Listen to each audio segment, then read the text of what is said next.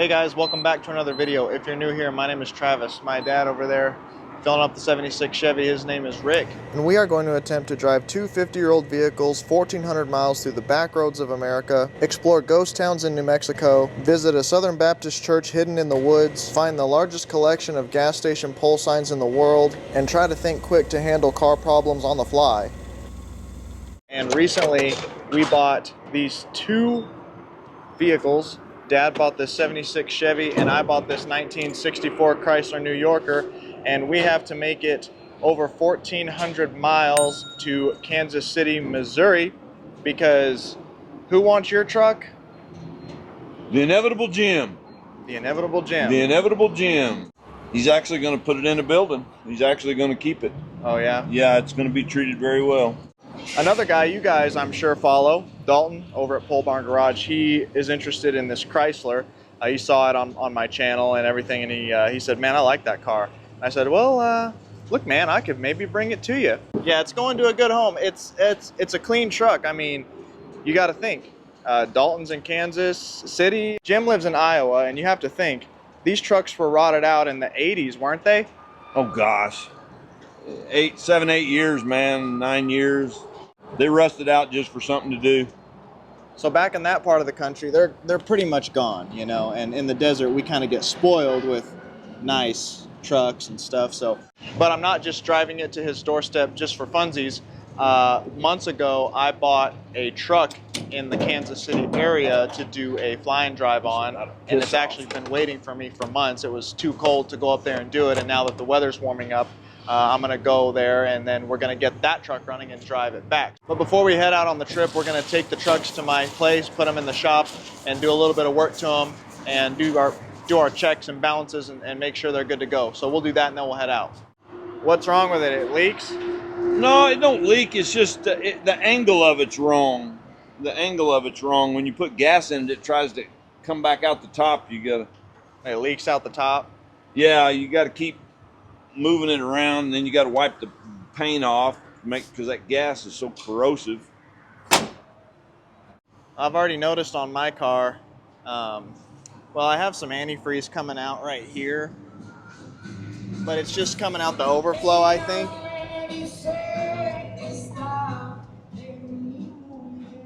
Another square body. Short bed. But this thing's pretty full, so it's coming out the overflow, so I'm not too worried about that. But I know that I am losing brake fluid. I don't know how profusely. I had to fill it up this morning. Okay, so it's pretty much full still. But for sure, if you look back here,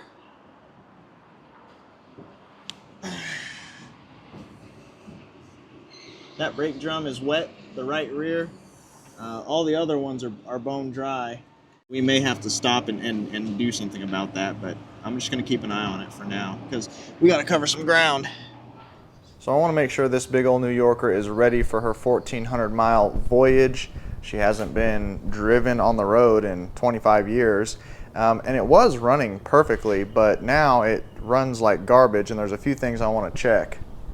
So like I said, this thing was running smooth as silk, and obviously I haven't started it in a few weeks, maybe even a month. And now, let's see if I can get it to start. Here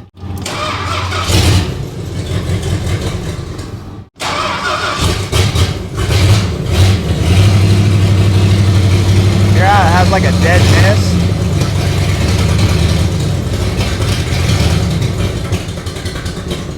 Yeah, it's just running like garbage. So I'm thinking one of two things. I never did the spark plugs because when I took the spark plugs out originally, they looked really good, and when I put them in, it ran fine. So I'm like, okay, we don't need spark plugs. So, but also something could have gotten in the carburetor because I'm a cheapo and I buy these see-through fuel filters, these universals that everybody buys. But I just bought like a 10-pack from Amazon, and every single one I've put on, the element comes apart inside and it just jiggles around, and it doesn't filter because it comes unglued.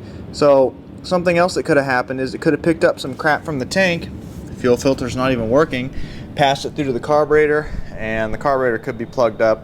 I'm going to take that fuel filter off right now and show you guys.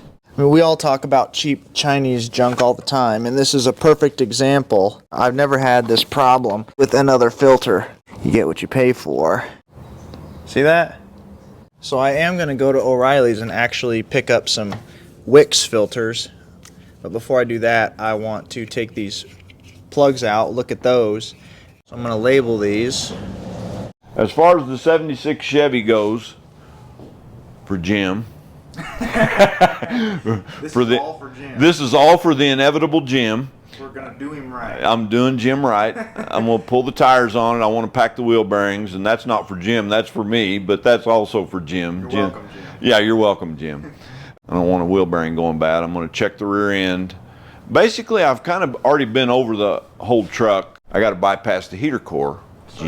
It started leaking. I noticed a little spot on the floor, and I kept looking and looking and looking. I thought, oh man. So anyway, tranny's good. It don't leak nothing. Nothing on the concrete. It's a good truck. I don't know. We better look at that. Yeah, we better look. Pretty sure I checked it.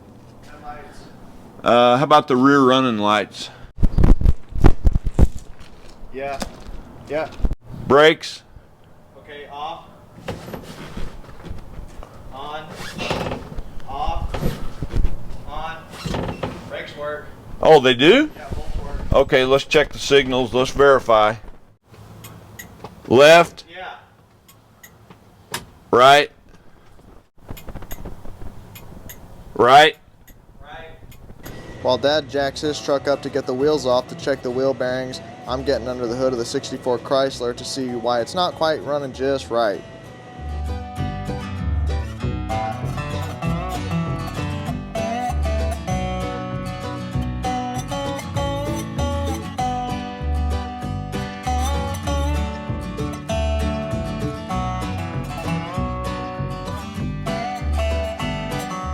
You want to replace them? Yeah, it's only like a 2-3 cents.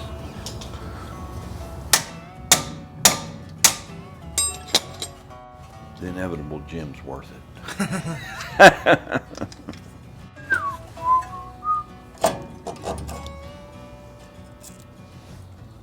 Yeah, that grease looks old. There we go. Yeah, they don't look they don't look pitted. This is the importance of checking your wheels. He brought it out here and he got away with it because it was only a single axle trailer. And I knew he didn't check nothing because I asked him. Oh yeah, I checked. I said, all right. So he packs up and he's leaving to go back to Illinois and pulling this trailer. And I said, dude, don't you think we better check them wheel bearings? He goes, no, it's okay, it's okay. And I said, man, you better take a look at him. You only got one shot there, buddy. And he said, no, it's all right, Rick. And I said, all right. So he takes off. And the next thing I knew, he made it to Alamogordo, New Mexico. All of the electric brake parts fell off inside the brake hub. They all fell off. He said, Rick, that thing was red hot. He said, I drug it so far that it turned red. And I said, man, what'd you do? It was 11 o'clock at night. He said, no, everything's closed, nobody's around. Back then, I mean, it was even harder to get parts. That was way back in the 80s. He said, I took it apart. I threw everything away that was inside the brake hub. I threw it all away. He said it tore up the seal. It tore everything up. He said it melted all the grease out of the tires. I don't know where he got some grease. He slammed that thing back together and finished the trip. All that brake stuff fell apart. When you're 22 years old, you ain't thinking about nothing but go. And he had a girlfriend, so I'm sure that was on his mind. Them don't look good. That don't look good. Yeah. So I did take all the spark plugs out. I never did take these ones out on this side, and they do look pretty black. Foul, that one's really gunky. So I went ahead and just got some new Autolite coppers. These are gapped at 35, but I'll check them anyway. I got a few extra real filters, some Wix filters, so we'll put a new Wix filter down there. and hopefully that solves that problem. Dad got his outer wheel bearing in race, and he also got an adapter to block off the heater hoses.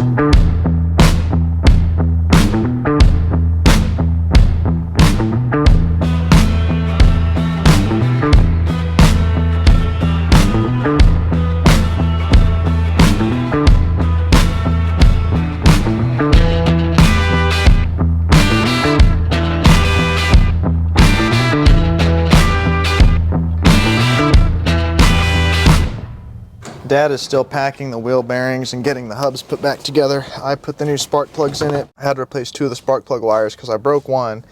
It wouldn't come off, and another one was too short. I couldn't get it to not be up against the exhaust manifold, which is a no-go. So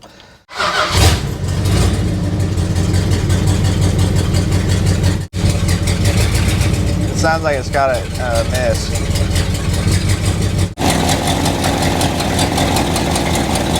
That one.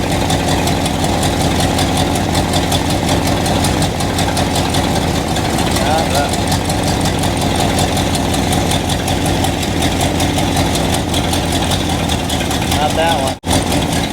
No, not that one. There it is. We're getting sparked for sure.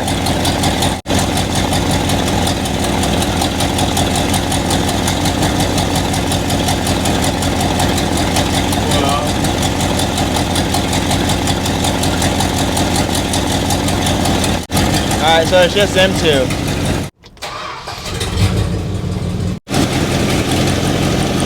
Okay, now it's better. We had a vacuum leak. I just had tape covering these, but it wasn't enough, so I actually put some plugs on it, and I think we had a vacuum leak. So it's running better. Yeah. That's better.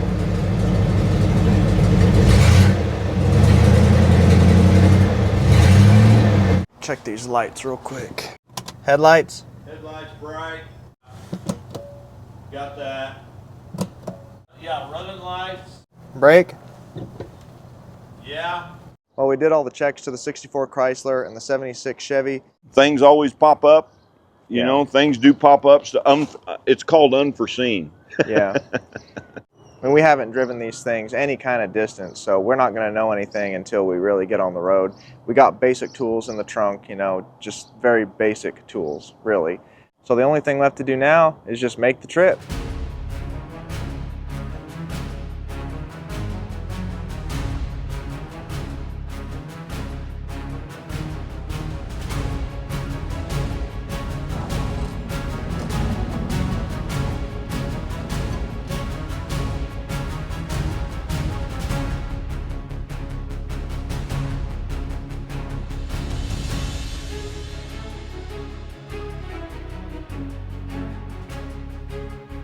Pulling out of the gas station, Dad filled up. I've driven a lot of old cars, and this 64 Chrysler has got the most torquey of the old car engines I've ever driven, and the power steering in this car, I mean, it's so good that, I mean, I can put my finger on the outside of the steering wheel.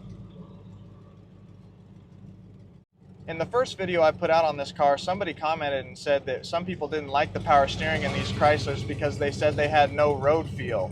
It was so good, and I could see how you would think that, but boy, is it smooth. Whatever kind of pump they had or whatever is good.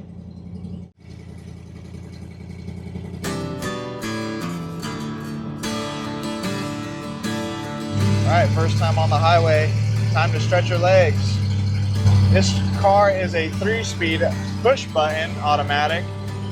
And I really don't know what the top speed of this thing is. 3-speed, we don't have overdrive, but they might have tried to make up for that with the rear end ratio. But we'll see if she'll keep up with speed.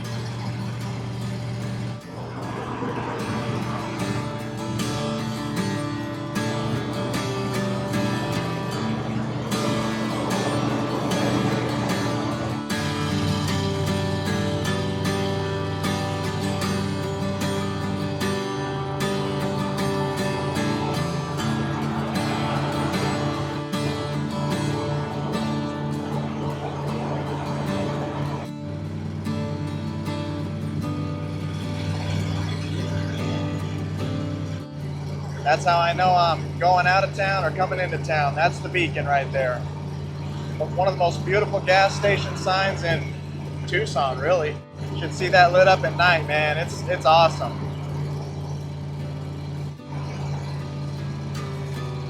And then that brand new Pilot right next to it, man.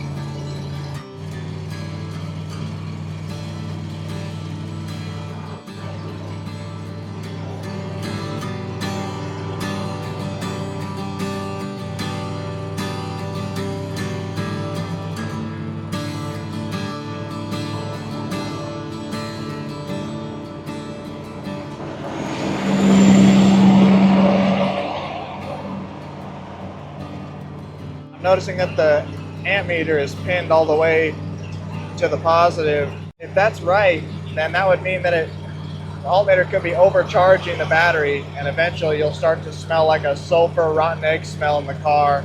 That's how you know the battery's being overcharged. We could have a voltage regulator problem. Sometimes what I've done in the past is if it's truly overcharging, I'll let it charge the battery up all crazy, and then I'll just unplug the battery while it's running.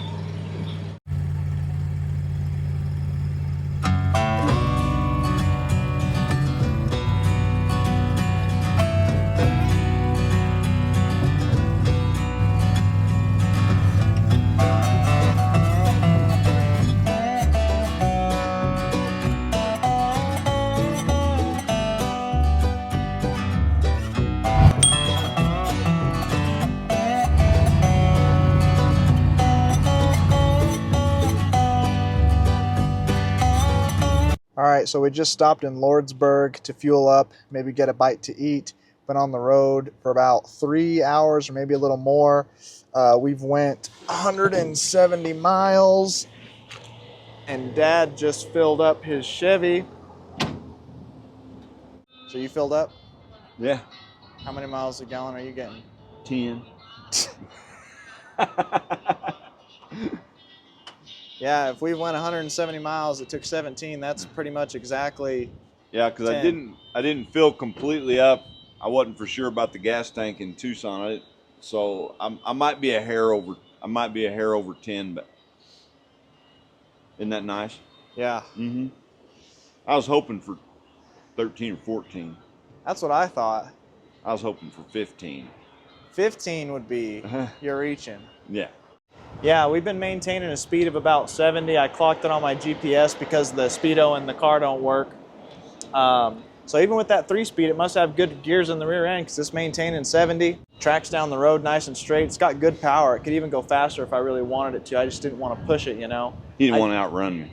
I didn't want to make my dad feel bad, you know, my own dad. But I haven't filled up yet. We'll see what mine's getting per gallon. We'll go ahead and check it out. Transmission shifts nice and solid. I mean, every gear is bam, bam, bam, hard, good shift. Some people like a super smooth transmission. Oh, well, here we go.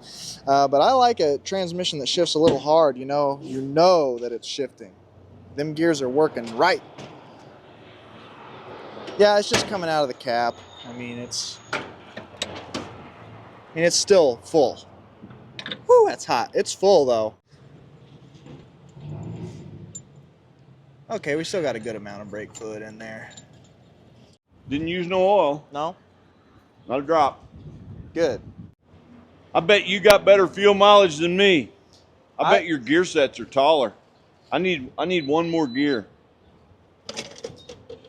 I'm good with it. I wish they'd do a little bit better. But you know what? I'll tell you something weird about New Mexico. Every time I've ever got killer fuel mileage, it's been in New Mexico. Don't understand what the lay of the land is.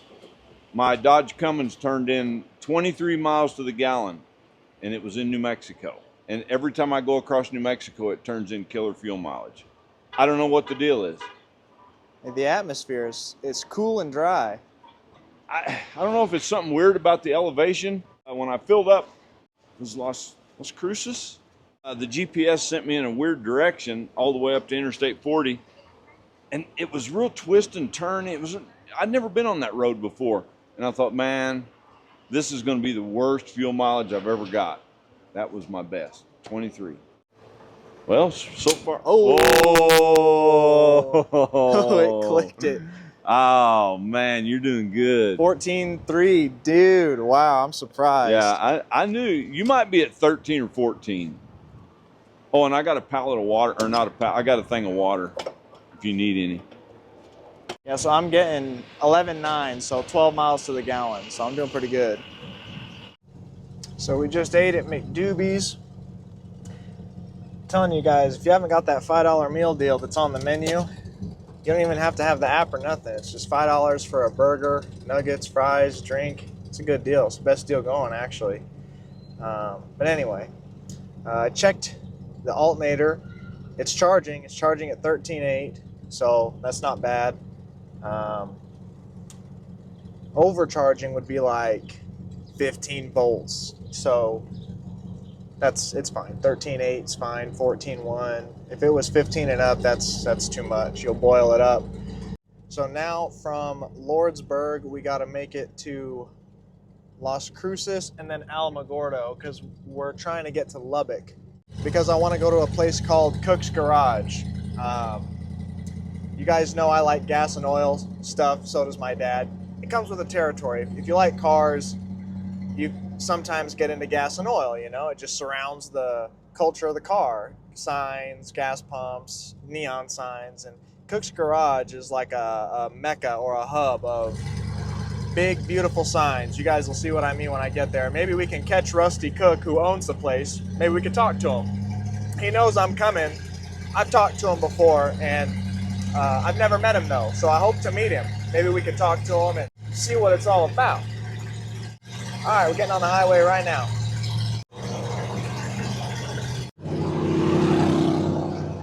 You know, I never too much got into Harleys and stuff. Dad and me both. Dad and me have always been into cars. We never got into motorcycles, we never got into planes, and we never got into military stuff. So, you know, you would think the bigger the machine, the more interest, but it's not that way, I guess. And me and my dad do like motorcycles, but we like stuff out of the 40s and before, like the weird brands like Pope and Excelsior and whatever. Like stuff out of the teens, 20s, and 30s are pretty cool. I just think something about being on two wheels doesn't quite sit right with us. I don't know.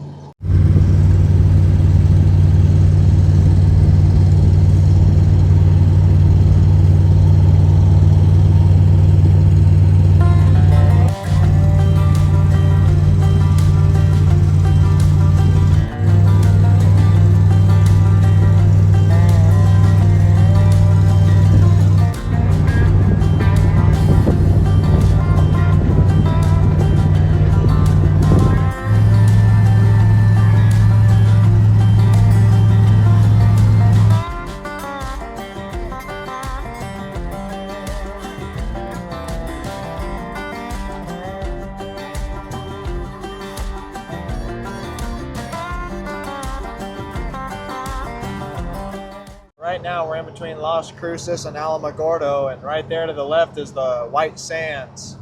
I'm not really sure what kind of natural phenomenon has to occur for that to happen, but it's like white beach sand in the middle of the desert. The White Sands are actually in the Tularosa Basin of New Mexico, and unlike most beach sand that's composed of quartz, the white sands are composed of gypsum, which makes it cool to the touch, and it reflects the sun rays instead of absorbing them. All right, we just pulled into Alamogordo, about to hit this Maverick gas station. I think we've went almost pretty much 200 miles. Gotta love that push button transmission. Isn't that the coolest? Check this out. Even the e-brake light works. So I just filled up. We went 184 miles, took 12.8 gallons. That's 14 miles to the gallon. I think I calculated. I told you, man, this New Mexico, it's weird. It's weird. The fuel mileage went up. It's weird. Let's see. It just shut off. Let's see. Yeah, 11. You took even less. 11.7. We drove literally the same amount of mileage, and I had 12.8. So yours is getting 15. I told you. I don't get it. I don't understand New Mexico. Yeah, that was about a 15 mile per gallon deal. I don't is understand it. I literally don't understand it. There you go. She's taking pictures of our rigs. I got the Chrysler parked right next to Dad's truck. She's been taking pictures of them. Look at her. That's funny. Yeah, we've been getting waves and people saying, you know, thumbs up when we're driving by. We just stopped in here. I got a Kit Kat and Dad got a coffee. His afternoon coffee. Mm-hmm. Yeah. Gotta have that. Yep, you gotta have your coffee. Yeah, people love seeing these old vehicles on the road, man. They really dig it.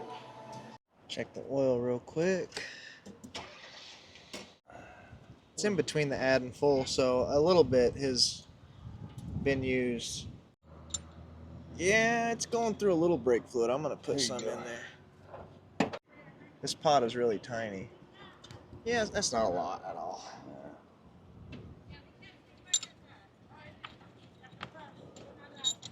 Well, I'd say that this is really good. We've gone 400 miles now? How long? I mean, 360. 360? 360. Okay, we've gone 360, 370 miles. We're a little over halfway to Lubbock. No real major issues out of either of these yet. Yeah. Yeah. Are you saving that? Yeah, I just sitting here. See, the backdrop almost looks like Tucson. New Mexico has a lot of different landscapes. White sands, high desert, arid desert, mountain ranges, and then we're going to go through Cloudcroft, which is like, what'd you say it was? Like a forest? Yeah, it's a really beautiful place. It's a really beautiful place. When you look at this and when you get up there, you won't even think you're in the same state.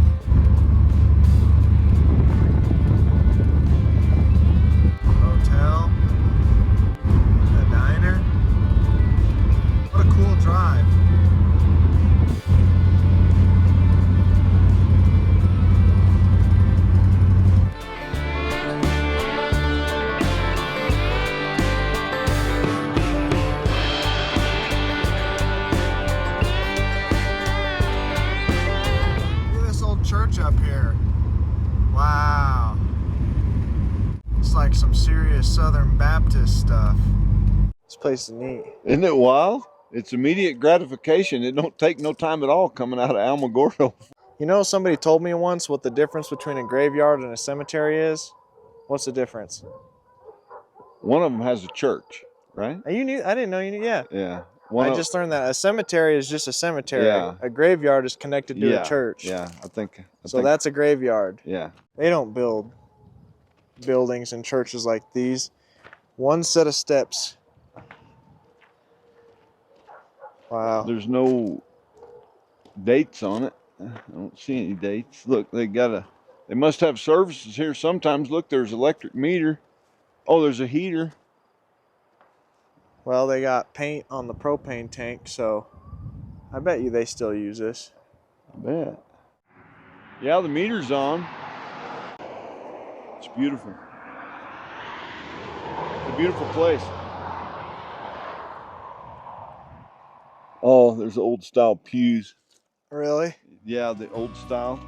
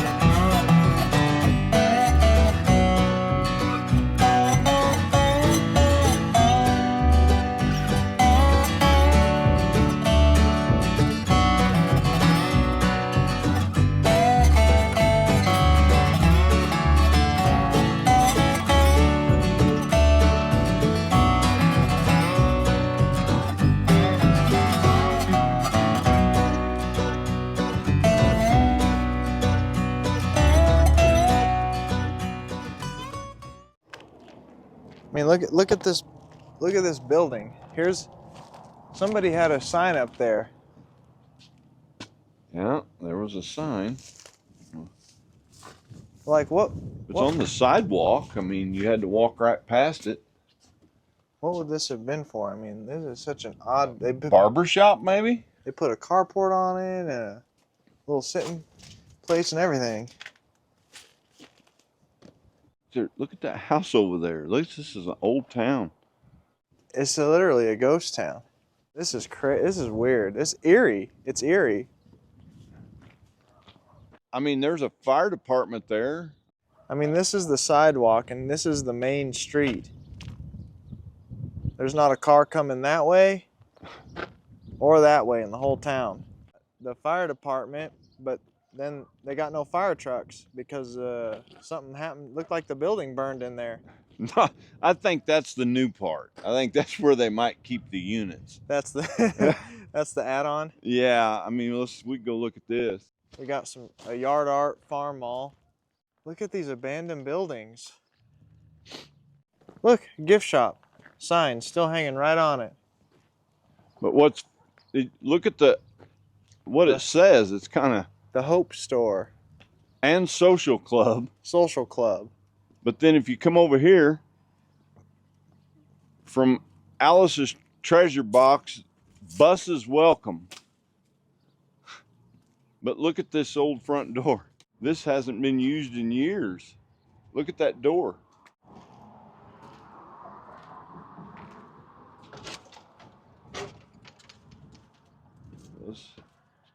That's got a lock. No, I mean, I wouldn't touch it anyway. It said just heat and eat. I wouldn't disturb anything.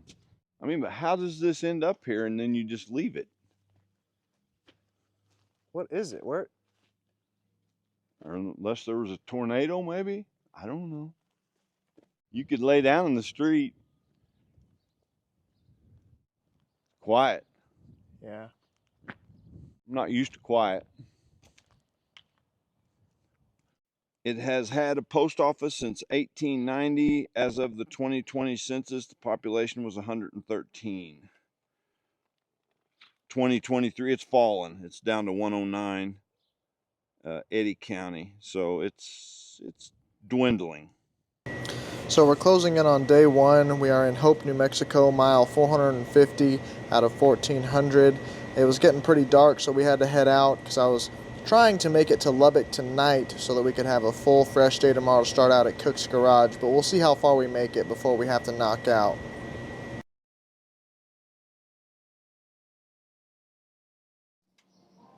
Alright, well, it's the morning of day 2 of the trip. We tried to make it all the way from Tucson to Lubbock yesterday, but we didn't quite get that far.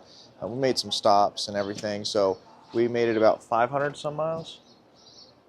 Yeah, 500, about 525. Yeah, somewhere around there. 525, 550 miles. We're in Lovington, New Mexico right now. We're just doing our checks on both vehicles to see if we're good to go for today because we still got about 100 miles to Lubbock, to Cook's Garage. I can't tell if it's oil or water or what.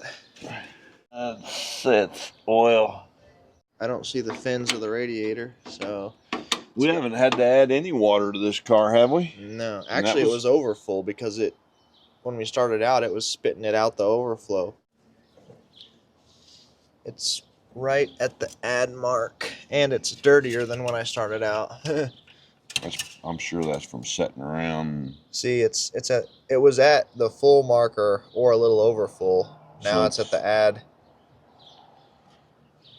mark, so it'll probably take a little bit of oil. Yeah, I mean, I just wonder if it'll even get better as you know, this car's been sitting a long time, so yeah, for sure. Let me check the brake fluid.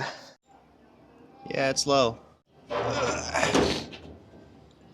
And then the belts. I checked these belts, man, because I'm telling you, man. They loosen. Them foreign belts. No, these are made in America. I don't know, man. I'm telling you. The belt I got for this truck, it didn't even last 10 miles. It was made in America, and I've never seen a belt like that. It just stretched like a rubber band. I've had the same problem. I had the problem on the Impala flying drive I did from New Jersey to Tucson. but they didn't even last 2,000 miles. They stretched and they wore out and they broke.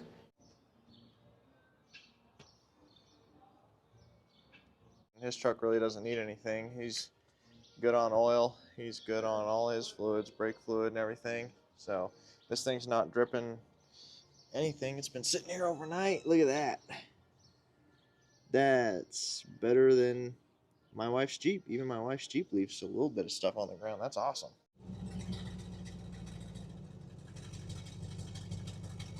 All right, on the cook's garage.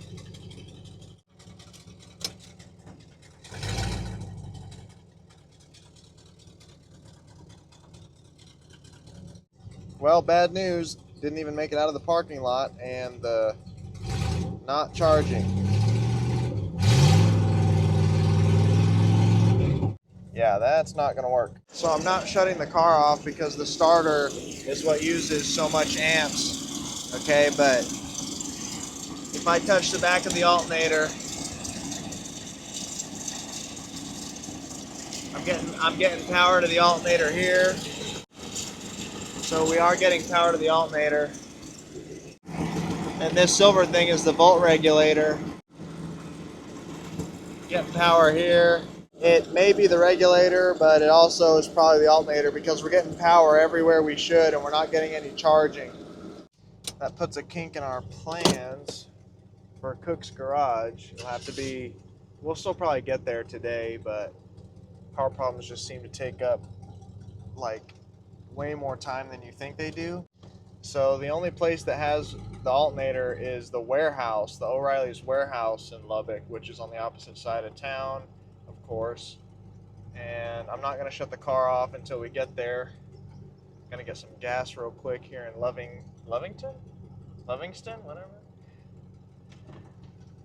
And then it should make it the 100 miles to Lubbock on what's in the battery. I mean, the battery's sitting at 13.2, so it's fully charged. I remember I had this same problem, man. That double Dodge Fly and Drive Dad and I did that I put out Thanksgiving Day. That Dodge I was driving quit charging, and I made it, gosh, hundreds and hundreds of miles with no charging before the batteries finally gave out. So I've kind of tested this. Should make it 100 miles. Pull into this Valero.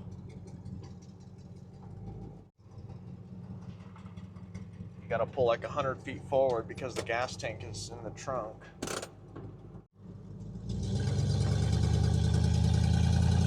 Yeah, in this part of the country, like some buildings we just passed, a lot of oil field stuff out here. It's really cool.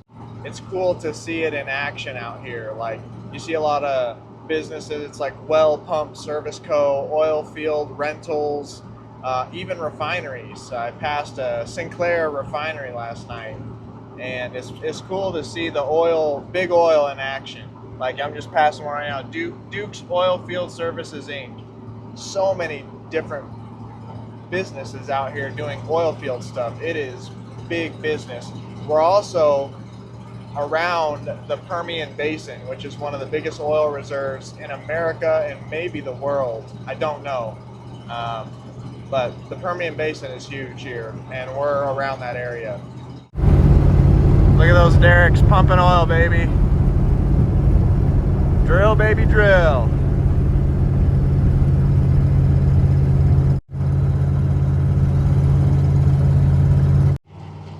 Well, looky there. It's charging now. That's weird. I don't know why it's doing that. Yeah, usually charging systems don't work that way. Something's not right. I'm glad it's charging, but that's the whole idea of an alternator, is it's always putting out sort of its max amps, and the regulator is what is like the reins on a horse. You pull it back. That's what a regulator does. It restricts and adds and subtracts based on how much amps you're using. If you're using less accessories, it puts less amps into the battery because you're not using a lot. When you use more accessories, it kind of ups the amperage, and it usually charges at a constant rate, and the regulator lets more or less in to keep the charge rate the same at the meters. Usually they don't kick on, and then when the battery's fully charged, kick off, and then let it go down, and then kick on again. It's usually like a constant. So I don't really know.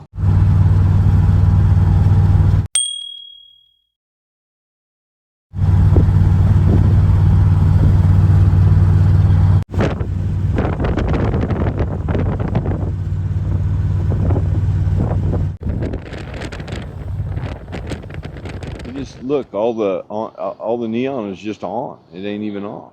He just Has it on during the day. Yeah, he even has it on. Look at the dogs and suds. That furniture cosign's cool. Yeah. Well, we made it to Cook's Garage in Lubbock, Texas finally. I parked here strategically because you guys see my property all the time, and you guys see I got a Fina sign. I'm proud of my Fina sign, you know, and Rusty Cook has one too. But Rusty probably has one of every gas and oil company pole sign ever to exist. Ever. I've never seen some of these. I mean, Canal. to think that these still exist, you know, brands that you've never heard of that lived and died, but the sign of their existence still exists. The history of that company lives on somewhere in these pole signs. I mean, it's amazing. Texaco, we all know Texaco, Phillips 66, but like Champlin, Coltex, Vickers. I've never seen Vickers. Calso gasoline. Look, see, Sovereign Service. Sovereign Service. Imperial. Derby. Sterling. You want to talk about the history of gas and oil? It's here. Wow, it's amazing. What's really fascinating to me is all of the styles of pole signs represented. Because this, if you ever do find a pole sign, this is what you're going to find. You will most likely find a Texaco and a banjo pole. This is pretty standard. They call these banjo poles with a 6-foot round Texaco sign in them. And most other round signs are 6-foot signs, like the Wides, the Sock, the Amlico, which I do have an Amlico. Any 6-foot sign will fit in these banjo poles. What is so impressive is the styles of signs that are here. But look at the shape of the ring in the Phillips 66. Look at the shape of the ring on the Pan Am. Look at the DX. None of those will interchange. You have to have that sign and that pole together. Look at the city service, how it's shaped like a clover leaf. Look at the Sovereign Service. How hard do you think that sign is to locate with the pole and the sign? You know, in any condition. Forget, oh, it's not a 9 or a 10. I mean, any condition. Find that sign and that pole and that ring to fit that. I mean, it's amazing. Oh, there's one of my dream signs, the Lion on the Rock. Since I have the sign, I know a little bit of history on it. Amlico went out of business in '57. Well, actually, they didn't go out of business. They were bought out by Fina, Petrofina, in '57. So every Amlico sign you see is '57 and before, probably out of the '40s. Lion, this is probably 1930s, 1940s right here. So this is about a 70, 80-year-old sign on a real pole. Zephyr. Don't know much about Zephyr, obviously. Goodyear tires, we all know about Goodyear tires, they're still in business. But look at the odd diamond shaped of the pole with the rounded edges. And the diamond shaped pole that tapers. How neat. Think about how difficult it is to locate that up top. Direct refinery to you. And you probably had to find 2 of them because I'm sure there's one on each side. Had to find 2 of them to make that sign fit. Amazing, amazing. I was just sitting over there underneath that awning and I was looking over at this Gulf sign. And back in the early 90s, I couldn't have been more than older than Travis. His mother and I were traveling. We was traveling down through Kentucky and we was going down to see my brother. He was stationed in the military down in Georgia. So we stopped at an antique store and I was just inside the antique store, just making small talk with the guy. Super nice guy. And back in the early 90s when Gulf closed down all their stations and like overnight, they went all through the whole South down there, and they took all their signs down. It was like golf never existed. And the guy told me that he managed to save one of these big poles and one of these big signs. And I could still see the post sticking out in front of his antique store. And he said that there was a guy that came in there and was looking around the antique store, small talk, and said, will you sell me that golf sign out there? And that guy said, no, I'm not going to sell it. That's my golf sign. And that guy just laughed and said, well, if you don't sell it to me, I'm going to steal it. And both of them just had a good laugh and a good chuckle, and the guy just left. The guy that owned the antique store, he went home, and by golly, the next morning when he come in, that whole golf post and sign was gone. He did steal it. Some guy, how he came back in the middle of the night and stole the golf sign. From that guy's antique store? From the guy's antique store. So he said, either you're going to sell it to me or I'm going to steal it. And everybody thought it was funny, but he meant it. Yeah, everybody thought it was funny. Him and the guy laughed about it. It was a golf sign.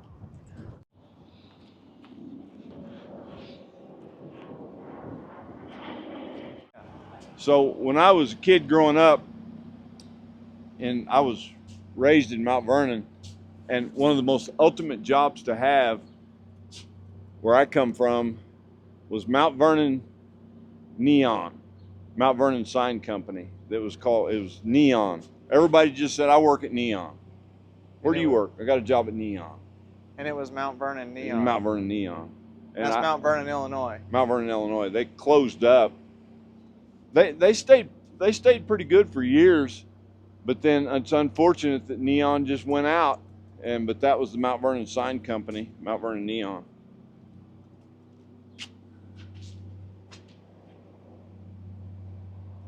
I want one of these. Oh, you do? Yes. I would love to be able to have my bolts and nuts in here and it not take up, the footprint be smaller, and you can just turn it. I'd love to have one of these. This one says Tech Slide of Dallas. My Amlico sign was Tech Slide of Dallas. It says it at the bottom. This one is Federal Electric of Texas. Another Federal Electric of Dallas. Look, it's neon. Oh my God. It's shaped like a car and it was a neon sign. Yeah, but look at the year of the car, 40s. Oh yeah, that's definitely out of the 40s. Yeah, Come off Broadway in San Antonio. It was put up in the early 40s. It was the main newspaper, and it was the largest neon sign in South Texas for years. And then the paper closed in '93, and they took the sign down and threw it in the building. A guy here a few years ago was cleaning out the building. The guy told him, said, you can have everything in there, it's junk, I don't want it. And that sign was in that building. And that's the guy I got it from. And I've had a lot of people that have come through, they remember passing that sign in San Antonio for years when they was young. So it kind of makes it interesting. When you got it, how complete was it? Like, was the neon all the glass still on? was broke, and it was just split and mounted on a trailer. I bought the trailer, sign, and all together and brought it home. Was the sign together or apart? Yeah, it was in two pieces. Between the I and the G, it comes apart. And so it was in two pieces standing on a trailer. I see. Vertical. I see. So, and I just brought it in and put it together and put all the neon back on it, cleaned it up, put it up, rewired it, made it safe. Yeah. All new transformers. Right. So got it updated with all the modern technology. Stuff. This is probably one of your favorites. Oh yeah, the fish. The L Fish furniture. That come out of, it was a corporate building for L Fish out of Hammond, Indiana. And a guy had it up around Roanoke, Tennessee, northeast Tennessee. And a buddy of mine out of St. Louis had knew the sign for a long time, and we'd been trying to buy it. And I finally got the guy talked out of it, and it had been sitting in that old truck for like 15, 16 years. Oh, it was sitting in that truck? And so I talked to the guy, I told him I want the truck, fish, everything. So I bought it all. I went and winched it on the trailer and brought it all home together. So did they have this in the truck at the store, or did they take it down from the store and put it in the truck? It wasn't even a store. This was at this guy's ranch. That was on top of a building, a big, tall building, 4 or 5 stories. Well, the old man had just threw it in his truck so he could road it around his property. He'd park it out on one side one day, and he had 2 main roads. We'd park it on the other for a while. Finally, he just got to where he just left it out on one side, and it sat there for about 15, 16 years and rotted out the truck. Well, The sign never had glass when this guy had it. It all been off, took off and busted. And so we finally got him talked into selling it, and I went and picked it all up. We took the fish out, rebuilt it, set it right back in the truck, and put it back over here for demo. L Fish, the guy's last name was Fish. He wanted to name the store after, it was in 1858. He wanted to name after his wife. Her name was Lotta, L-O-T-T-A. Well, he didn't want to call it Lotta Fish, so he called her L, so they called it L Fish Furniture Company. Is some of the documentation that I could find. I mean, the porcelain though is in pretty good shape. Oh, yeah. For probably being from the 30s or 40s, maybe. Look at that can. Look at the complexity of that. Yeah, it's an old sign. How old do you think this is? From the 40s? I would say late 30s, 40s, maybe. I mean, it's been around. I love that green. It just turned out the green so good. is I love the greens. Yeah. It's got a good look to it. That sign, I took it out of the crate. It had never been out of the crate, that Bendix. That was an NOS? Yep. Wow. Before I had added all this, I just had this building here, and I had built me a man cave in, and I thought, man, that's pretty cool. And I'd seen a guy over here that had a couple of them in town. I thought, that'd be cool. So a buddy of mine had one he took down in Slayton, and it was in Tahoka, laying on the ground, and I made a deal with him. Well, it was a Texaco banjo. It was my first pole, and it was standing probably about where that black car was my first pole sign. Mm-hmm. And then after that, I thought, well, I need more of them to cover the building. So I started buying them. Well, then I had so many here, I was kind of, well, I just built that building without the patio. It was two separate buildings. So I put some down the front of it, and then I had it full. I thought, well, and I do paving and dirt work and parking lots and all. So I thought, well, I'll just line them up out here, kind of like a parking lot, like light poles in a parking lot. And so I just started lining them up and just got carried away. So, I'd like to have all the oddball ones, but you get multiples. How do you not have all the, what oddball one do you not have out there? There's a Mustang, and there's a few others, a Rebel Gas. And some you don't have a Rebel Gas? No, there's some, but I just don't want to pay, 40, 50, 60,000 for some of them right now. They're going for it. I'm just not going to do it. Yeah. I'll find someone, I'll trade one that, somebody wants. I'll do some trading. So this auto glass came out of California? Yeah. That Palomino come out of Sweetwater, Texas. They said Elvis stayed there twice in the 50s when he played in the high school gym. Yeah. It was little bungalow types. Each had a little carport on them. Pretty cool little motel. So this Palomino sign is 30s, 40s? I figure, yeah. I mean, the way it's painted with the brush like that, I mean, that's... Yeah, and they've kind of hand painted over the years, probably. But look, it says cable TV. Yeah. That was probably added later. I bet 100 that was later. Looking at how it's painted and all, I bet it was later. I like it all. Appliances, motels, I like it all. Most time, people don't take no care. They think, oh, it's just the glass. Don't worry, if it gets broke, they can replace it. You don't buy that down at Dollar General. They'll find them and they don't realize what it takes. If they take a little pride and take care of that glass to get it somewhere, they get more money for it.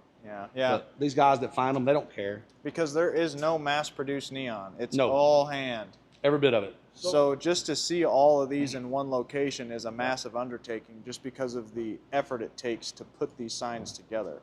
The Sinclair signs, what that is, if you look, there's a left and a right. What they did, that emblem is Arco, Atlantic Richfield Company. Well, that's when Arco bought out Sinclair, and they put up a new Arco sign. Well, they was taking down the Sinclair, so that was a transition piece. Mm-hmm. They would put that on the pole, temporary, to show people that Sinclair's coming down and Arco's here. So those pieces are tin and painted. Not many of them made it. I'd say that because they was just a temporary kind of sign. Yeah, love that Chevy sign. I'm a big GM guy. Yeah, I'm both. I'm not one of them that'll spend, it's like some of these guys buy some of them Chevy signs, they'll spend $40,000, $50,000 for a little sign. I'm not that guy. Everything now is made like Bic lighters. Usually I'll throw them away. Advertising the same way. Oh, we get a year out of it, we're good. And that's just the quality they put in it, a year's worth. Back then, this stuff was made to last 40, 50, 60 years. Yeah. And look at that Coke sign, it's a prime example. That thing's beautiful. It was made to last. These really early signs fascinate me just because you can tell they're from such a different era. Yeah, that Willis up here at Crest, about an hour north, that thing's set in a barn, they said, for 30-something years on top of an old car. This sign? Yeah, that Willis. What's amazing to me is that these awesome, just when you see it up like that, to think that it was sitting on a car for 30 years is unimaginable. Yeah, it's laying there It's- in an old dirt barn. You know, that thing had inches of dirt inside of it, you know. Hi, pup. Hi. What's up? Say hi. Hey, go. He's hunting something. He wants somebody to throw his toy. I cut that down in Cannon City, Colorado. Who did? You did? Yeah.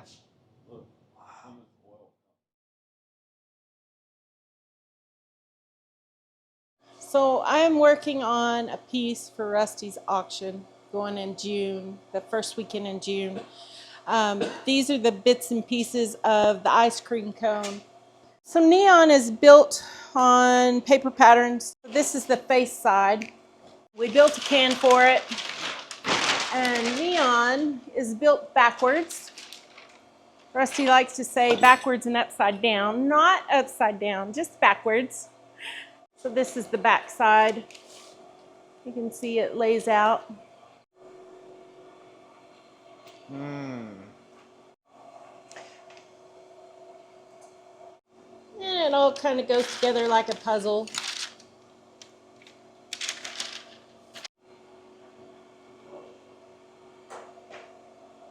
Wow. So that's what it looks like. Here, I'll turn it on real quick.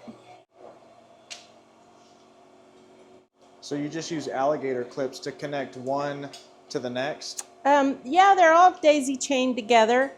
This is not how you wire it for installation, but for burning in purposes, or if you want to look at it just to see how it looks, it doesn't hurt. Neon builds up a static electricity, like a big corona on it, and it will eat through this wire. But the big GTO wire, this transformer has GTO wire, silicone wire. The old wire used to get hard and break and was real brittle. This stuff is really nice. Even though Neon is kind of dying art, technology is still coming along. There it is. That's a trip. Yeah. I knew that I was going to make the cone really fancy, so I made the top really simple. And basically I just drew it out and kind of pieced it together how I thought I wanted it to look. Yeah. And then I bent it. And look at that. Look at that is complicated to. This one was a little complicated. It took me a day. Not a day, a full day of just this, but I had to look at it. Just like most problems, after you look at it and walk away, you can see it. Sometimes it comes to you. Yeah. Argon is the blue gas that you can see in here. All of these are argon units. Neon, which is where neon gets its name, is the red gas that you see in all the tubes. Like that one. Yeah, like the S&H green stamps. The S&H is neon, clear red. I guess all neon signs are either blue or red, but they put coating on the glass to get the different colors other than blue or red. For the sign industry, yes. And that's where you get your colors with the phosphorus coating. You'll notice that all of this is clear. The difference being is that this has a phosphorus coating. These two ends have a phosphorus coating, but these two units are identical. So when you turn it on, so this is clear blue or argon, and this is clear red or neon, clear neon.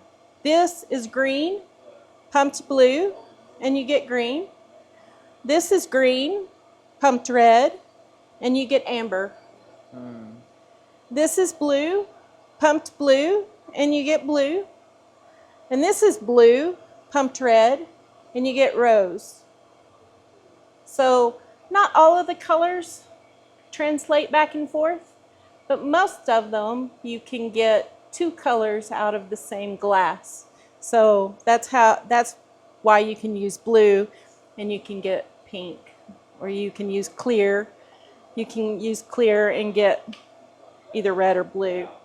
I want to thank Rusty Cook for giving Dad and I a personal tour of his collection for this video. Cook's Garage is actually a restaurant that's open to the public from Wednesday to Sunday. You should go check it out if you're in the area. They were closed the day we were there so we could get a detailed look at the collection. Each one of these signs is connected to a previous generation of businesses that employed real people, had real managers, these people had real families, and each one was a cog in the American economy. Some sold building materials, some sold newspapers, some sold cars, some were hotels, some were drugstores, some sold appliances.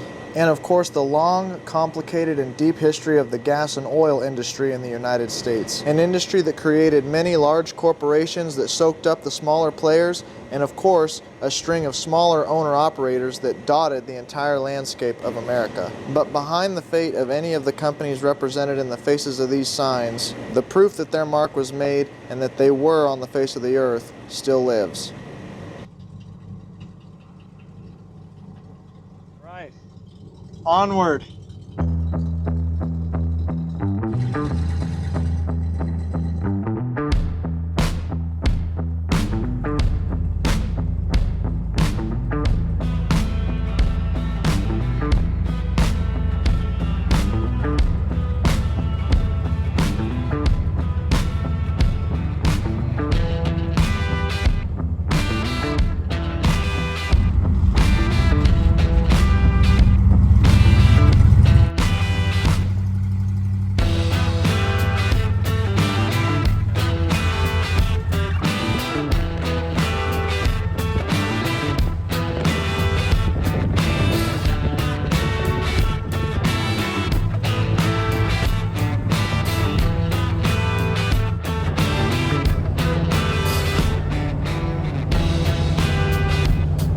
So we're in the middle of nowhere in Texas. I was driving and I smelled something funky, and then I started smelling burning rubber, and I thought I better pull over. And you can see I'm dumping a bunch of coolant on the ground. It's hissing, it's overheating because the fan belt shredded. I don't have another one. We got another one. And we're very, very far from anywhere, so I'm gonna have to think of something here.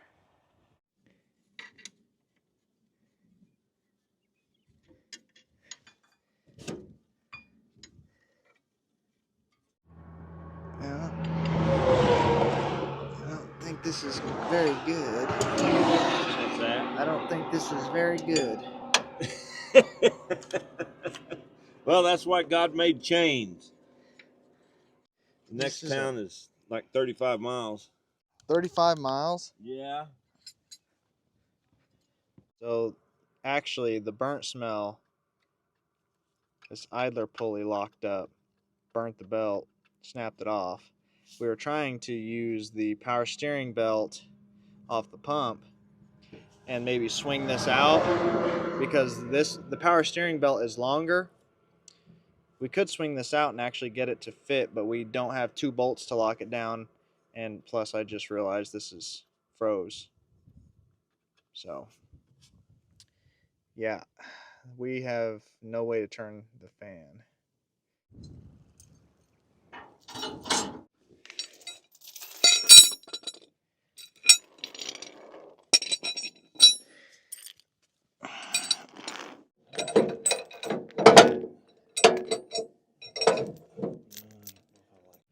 Well, the good news is at least I got Dad here, you know, 2 vehicles to help pull me. I mean, what would I have done? I mean, I've done these flying drives by myself. What would I have done if I was by myself?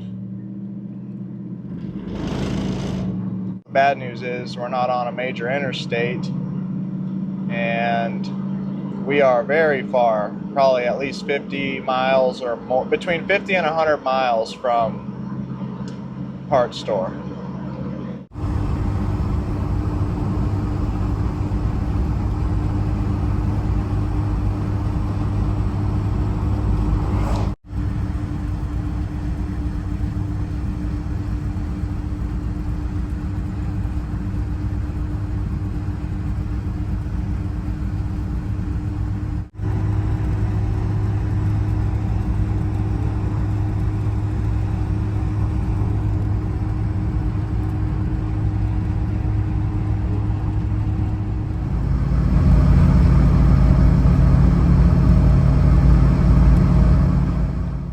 is it, 10?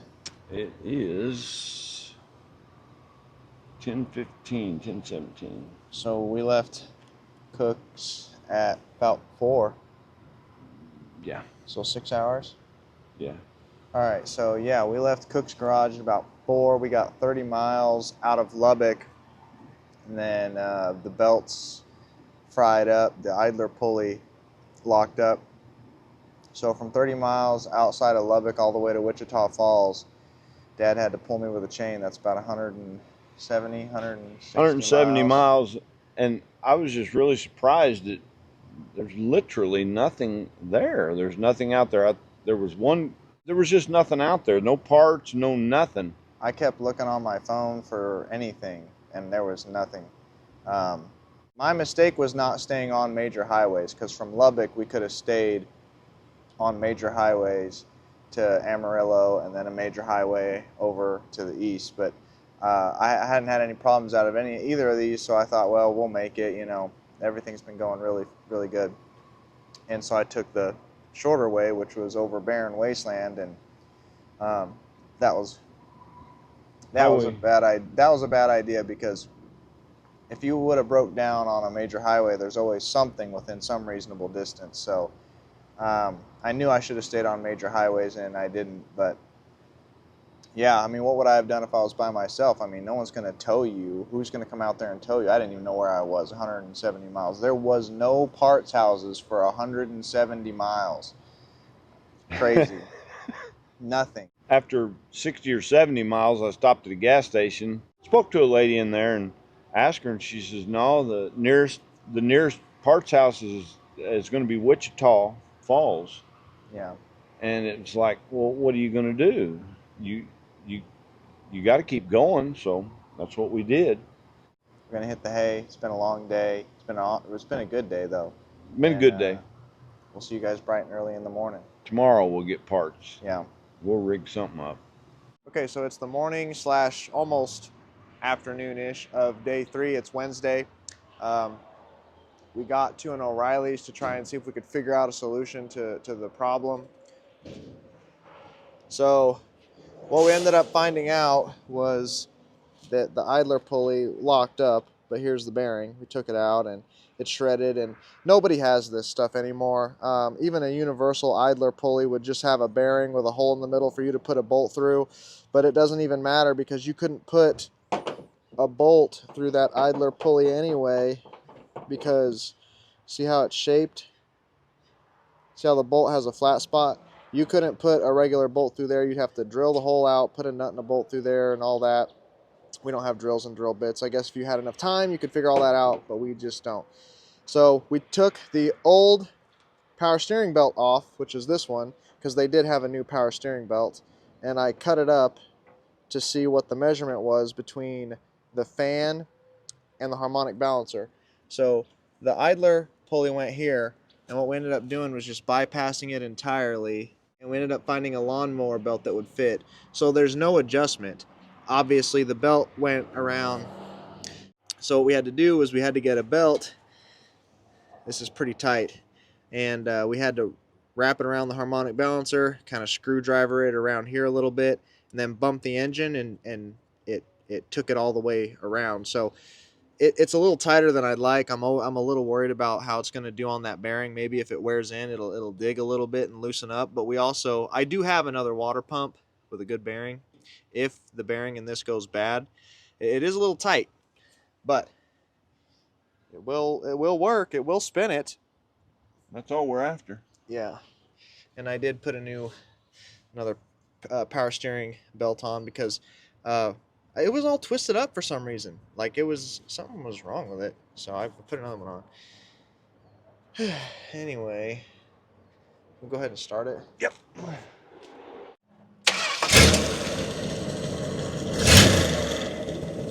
There we go.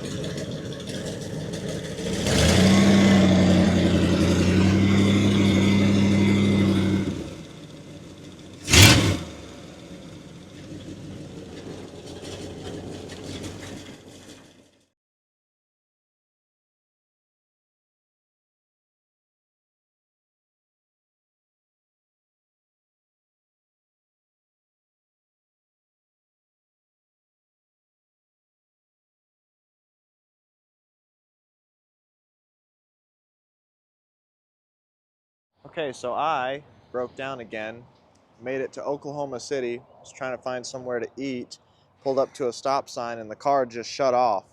Right off the highway, the car just shut off, tried to turn it on, nothing. No headlights, no crank, no nothing, just completely dead.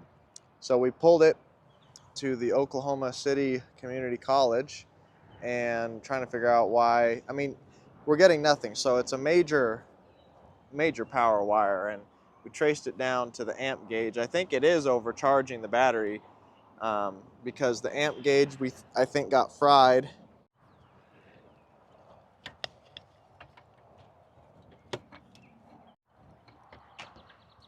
I know it's real close in here. We're getting power to one side of the amp meter and we're getting no power out of the other side. So the amp gauge is fried. Okay, go ahead and hook the battery up. Yeah, it's popping. Okay, we got our light here. This headlights? Yeah. Okay.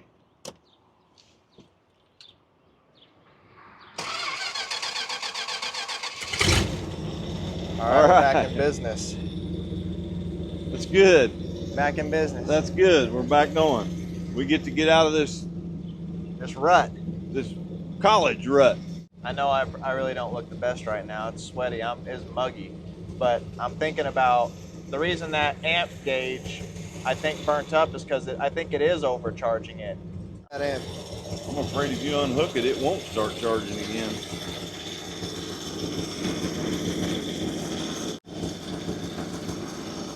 I mean, that's regular. It's not bad. All right. I mean, rev it up. If it goes to 18, yeah, that's a problem. Now we're good? No, it's 13.8. Okay, well, screw it then. It's fine. Oh yeah, I don't think I said what I did. Everything goes through the amp meter before it gets to the rest of the car. So there's power going in and out. We're getting power in, but no out. So I took all of the wires that were on the dead side and put them all on the live side so that power could pass through. Power's getting to the car the same way as before, it's just not going through the amp meter. We technically know it's charging, so we don't need to see it on the amp meter. I would just not know if it stopped charging, but the car's fine for now. Let's get some lunch. I'm hungry.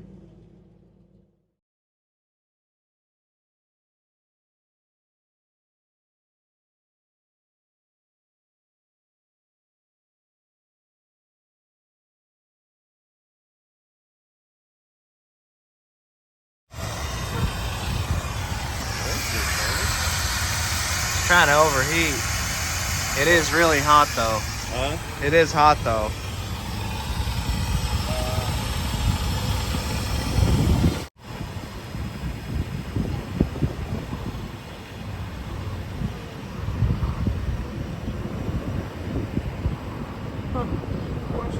It is awful hot today.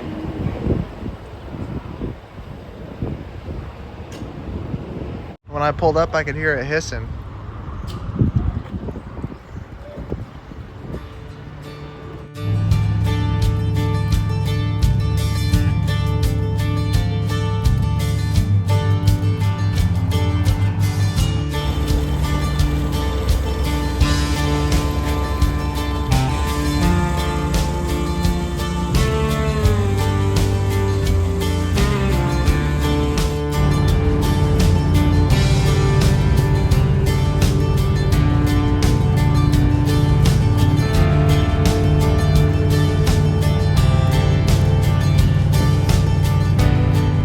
So we finally made it to Kansas City, Missouri about late last night, maybe 11 o'clock, 11:30 we rolled in.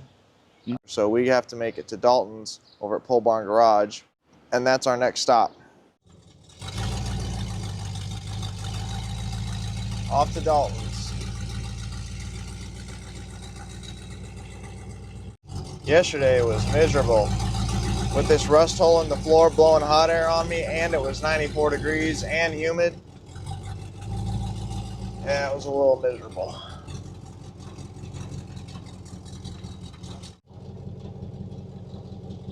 I think we're here. I'm not cheap, but I'm easy. It's your new rig. That's right. The biggest thing is in Iowa, they don't have bodies left on them. And if they have a nice solid body like this, it's original, they want $15,000 for them. Yeah. That's the thing, is it's original. It's not. Dalton, look, it's got rocker panels. That's what original rocker panel looks like on a square body. Wow. Yeah. Oh, this is a nice truck. It was funky. And you went 1,400 miles and you used what, a half a quart of oil? Half a quart. And 1,400 miles. Dad's truck had no problems. Like, well, did Jim tell you? He had to chain tow me 170 miles. That was rough. I bet. 170? Yeah. But we gotta do that again. I gotta do that again. Oh, I'm gonna need a moment alone and a cigarette. Oh my God. That's an Arizona truck for you, though. That's why I wanted it, because like I said, you don't find the originality solid. This doesn't exist in Iowa, and if it does, they want a mint. And I know you guys did your thing to it. Spare tire holder. Oh, it doesn't come with a spare tire? No spare. Well, we need to discount that off the price now, don't we? Nothing. Look underneath. Oh, Look underneath at the floors. and there's a frame, There's actually a frame. and there's there. body mounts. You can actually see the heads of all the bulbs. Yeah, and there's still an actual 6-point hex, not this rounded nub. Oh my gosh, this is way too cool. This truck was bought brand new in Tucson, and it's spent its whole life in Tucson. Got smoked. The guy that I bought it off of, he had pictures. Oh my God, I can already tell you it drives so tight. Man, this is nice. The only way you'd probably get this around here is if somebody'd already restored it. Well, and that's just it. I don't want a restored one. I wanted a solid one that was still the original stuff. So the paint's thin, but that's the truck I wanted. Right. This is the truck I wanted. Oh my gosh, this is so cool. You wanted something that has just aged gracefully. Correct. What do they call that? Somebody gave me a term, preserved deterioration or something like that. Oh my God, this thing is so tight, Travis. Wow, this is cool. No, it really is a time capsule. It even comes with the gun rack. Turn around here and head back. God, this thing drives like, this is a sweetheart. This is gonna be awesome.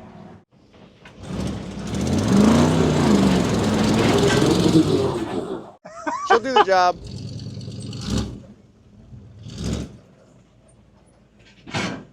You don't see these around here. They're all gone. Beer cans. And it's a hard top. If it was a post car, no way. Yeah. But 4-door hard top is acceptable. And 413. This one is a shining example of like original. Yeah, it hadn't been messed with. No. Look at that. An underhood insulator still in place. Yeah. The clips. It's just crazy. Oh, even the baffling for the radiator goes down here. Yeah. It's pretty nuts. Yeah, I would awesome. do a radiator flush. This is Typical Arizona. it's pretty brown. Does it run hot? No, well, we had some overheating issues, but it was also, we were going down the highway and it was 94 degrees yesterday. So Okay. How hot? what actually ended up happening was the idler pulley locked up, and then we had to take the idler pulley off. That's when we had to get towed. And then we had to go to O'Reilly's and get just like a lawnmower belt and just yeah. crank it over the thing, and there's no adjustment, but it turned the fan. Right. Actually, it looks like it worked pretty good. No, it did. It's nice and tight, I'll tell you that. Yeah. Yeah, it's a neat car. Really neat car. Virgil Exner's last year at Chrysler, 64. Was it? Yep. I didn't know that. Yep, this is the last time they looked like this. And after that, they got really tame in their designing. But Virgil Exner, you know, the man who tripped acid and designed cars, he came up with this. He did a dang good job. Yep, The last year for the forward look. it is. Because of the windshield. That's forward look is this. You They know, wanted it to look like it was going forward while it was standing still, right? That was the whole idea. yep, want it to look like it's in motion. They wanted, you know, space age, jet age design all over this. Little bit tamer than the few years prior to this, but still really cool and probably arguably better looking than the earlier car. I mean, it was really made to look like an aircraft. Like these are thrusters, you know. Oh, yeah. Those are jet thrusters. Heck yeah. It's too cool. And like I said, this car doesn't exist here. Your remote powered. Oh, fancy. Oh, yeah. Is she top of the line? She is. Heck yeah. Yeah, I'd like to have it. All right. What color are you going to paint it? Blue. This original one? Yeah, this teal color here. This is a metallic. It's a poly color. So it's kind of a bitch to shoot, but it'd be worth it. And, you know, I really enjoy ruining the patina of vehicles. You know, that just leaves figure out some kind of interior, Mexican blanket, and then paint it. I bet I could paint this thing in a week. I don't doubt it. The most time-consuming part is going to be taping off. Stripping. It has been Earl Shibed in places. It's been spotted, but it hasn't been overhauled. Somebody about 50 years ago probably had an insurance claim on it or something. Whoa, another problem. Fan clutch. See that? Yeah. That's Travis. I'm about to get used card here. We got to look at Dalton's shop. I mean, it's like a movie set. I mean, how many times have you guys watched his videos and seen it? You know, we got to get in there. Yeah, it's a movie set, but you don't trip, okay? It's kind of dangerous. Whose is this ride? Mine. That's my daily driver. This is clean, dude. Yep, it's got 28,000 miles on it now. Had 21,000 on it. You drove this to Wyoming, right? Yeah. Man, that is a nice one. Yeah, it's a beautiful car. Cold AC, FM radio. You got R12 in it? Yeah. Well, no, computer duster, actually. Do what? Computer duster. Huh? You could use like the spray cans for that, and then a little bit of oil. Works beautiful. It's been that way for over a year now. Then there's this. Yeah, this one you like pretty much restored on the channel. Do you have this one parked in here just to keep it out of the weather? Yeah. Yeah, we're actually putting up a carport over there and a new building on the other side here, so I can kind of keep the nicer stuff stashed away. But yeah, I mean, like, I do actually know how to fix cars. I just don't most of the time. But I did this one. This one came out awesome, dude. Who did you have do this interior? Was this a kit, or did you have to take it to someone? I did that. Oh, you did? Yeah. Seat covers and... Don't pay someone else? No, I don't pay anybody. Seriously? Yeah, never. Are you kidding me? Could never. I don't. No, that does not compute. No, like I said, if I could find upholstery to do that Chrysler, I can do seats. But I can't sew, Right. you know, so... So this was a kit. Yeah, foams see. and seats and, Ah. you know, you got to stretch them and stuff like that. But You see stuff like this, Travis. It's hard to do. So you know how to paint metallics. yeah, that is a tough metallic to spray. Because if you don't do it correctly, it'll zebra, and you'll stand back and look at the car, and you'll be able to see The lines from the... on your last coat. You crank your pressure up, and then you just wet it. Yep, fog her out. It's a good driver. There's a bunch of dirt in it because I painted it in here, but that's what they make 2000 grit for. Yeah. yes, you know, that is something I'm not good at. Wet sand and polish. Really? I'm terrible at it, dude. No way. This thing's covered in swirls. I've got to go back over it. It's a tri-power 4-speed. These 413s are good running motors. I was very surprised at the torquiness. Yeah, they're stout, man. I've had one. I kind of like the rust hole in the floor. You throw your cigarette butts out of it. You can throw your cigarettes out, and it gives you a nice breeze right on your butt through the hole in the seat. Like, it's really comfortable. It's great. You know, this is how good Chrysler cars were in the early 60s. You actually don't need padding in the seat. It's still comfortable. Brakes are good, for sure. Just no, stiff. no assist. Yep.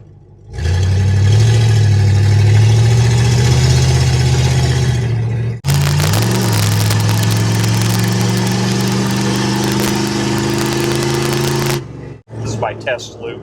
Driving down this road, annoy all the rich people, and go home before the cops come. Is this a Carter AFB? Oh, dude, I didn't even look. Really? No, the carburetor never gave me any trouble. I put the air cleaner on it and didn't even look. It's a 4-barrel. That's all I know. Yeah. Those black marks are me.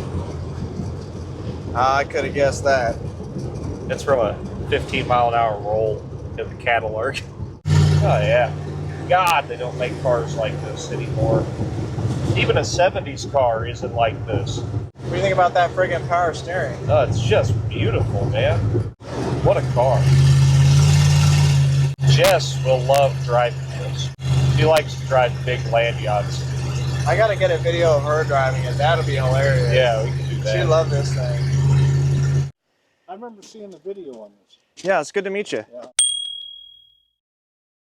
John. I don't know if you met my son, Hey. Cody. Name's Travis. Good to meet you. Pretty cool. It's a push button transmission, so whichever gear. Oh, like that? Yeah. So that's first. You want to hit drive. Okay. Oh, cool. All right. And then, yeah, just Okay. like regular. Alrighty. Oh, that's cool. You got to hit the brakes pretty hard to get it to stop. It Okay. doesn't have its power. Okay. I'm gonna test it out up here.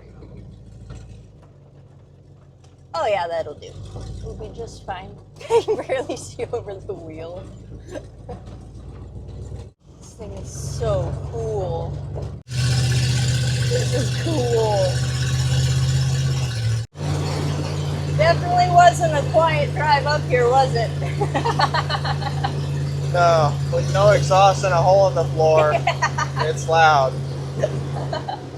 Oh, this is just as neat as it gets. We're a long way from home. How are we going to get back? I think I might have found something that can get us there. I don't know, dude. You're going to get stuck before we find anything.